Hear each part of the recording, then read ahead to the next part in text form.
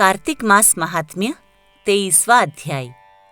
नारद जी ने राजा पृथु से कहा कि हे राजन, इसी कारण से उद्यापन में तुलसी की जड़ में भगवान विष्णु की पूजा की जाती है।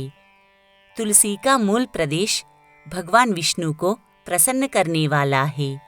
हे राजन, तुलसी का पौधा जिस घर में वर्तमान है वह घर तीर्थ स्वरूप है और उस घर में यमदूत कभी नहीं आते हैं।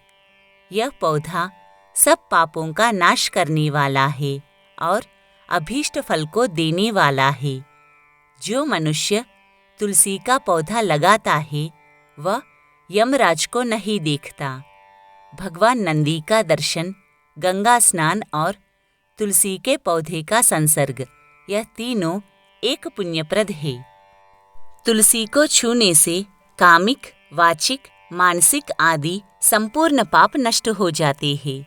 जो प्राणी तुलसी के दल से भगवान का पूजन करते हैं वह पुनः गर्भ में नहीं जाते और निस्संदेह जीवन मुक्त हो जाते हैं।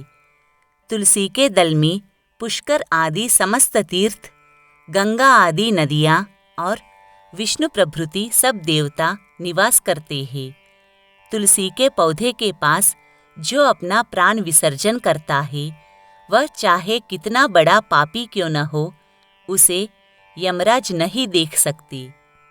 हे राजन, जो लोग तुलसी के काष्ठ का चंदन लगाते हैं वह सहज में मोक्ष को प्राप्त होते हैं। उनके द्वारा किए गए पाप उनके शरीर को स्पर्श नहीं कर पाते हैं। जहाँ तुलसी के वन की छाया हो वहाँ पर पितरों को श्राद्ध करना चाहिए। वहाँ पर पितरों के निमित्त दिया हुआ दान हमेशा के लिए अक्षय होता है। आंवले के वृक्ष की छाया में जो प्राणी पिंडदान करते हैं उनके पितृ यदि नरक की यातना भी भोग रहे हो तो भी मुक्त हो जाते हैं। सिर, हाथ, मुंह और देह में जो आंवले को धारण करते हैं उनको विष्णु रूप जानना चाहिए। आंवले के फल और तुलसी के दलों को पानी में मिलाकर जो प्राणी स्नान करते हैं उन्हें गंगा स्नान का फल मिलता है। जो मनुष्य आंवले के पत्तों और फलों से देवताओं का पूजन करते हैं उन्हें स्वर्णमणि और मोतियों द्वारा पूजन का फल प्राप्त होता है। कार्तिक मास में सब तीर्थ, ऋषि, देवता और सब यज्ञ जब सूर्य तुला राशि में होता है आंवले के वृक्ष में वास करते हैं।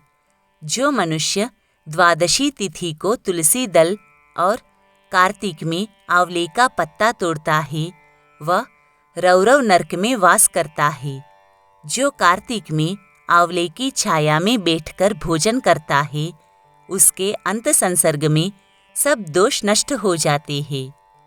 कार्तिक मास में जो मनुष्य आंवले की जड़ में भगवान विष्णु की पूजा करता है उसे श्री विष्णु क्षेत्रों और पूजन का फल प्राप्त होता है। आंवले तथा तुलसी की महत्ता का वर्णन करने में श्री ब्रह्मा जी भी असमर्थ है। इसलिए धात्री और तुलसी जी की जन्म कथा सुनने से मनुष्य अपने वंश सहित मुक्ति को पाता है।